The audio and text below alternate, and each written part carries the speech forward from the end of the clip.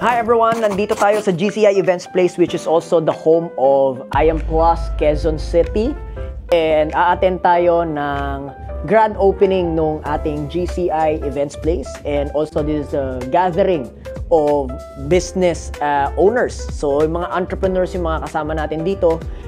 Kakaiba ito kasi hindi negosyo yung pag-uusapan natin ngayong araw. We're gonna be talking about one important aspect of a human life, which is relationships and family.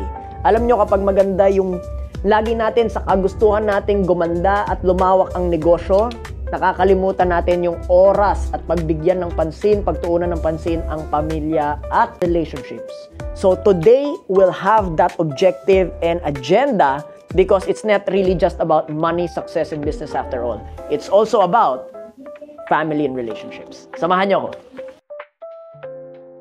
Can you safely say to your spouse and to your husband or to your wife, my 7 minutes is you? That when I recall my best moments and best memories together, all I can think of are the memories with you.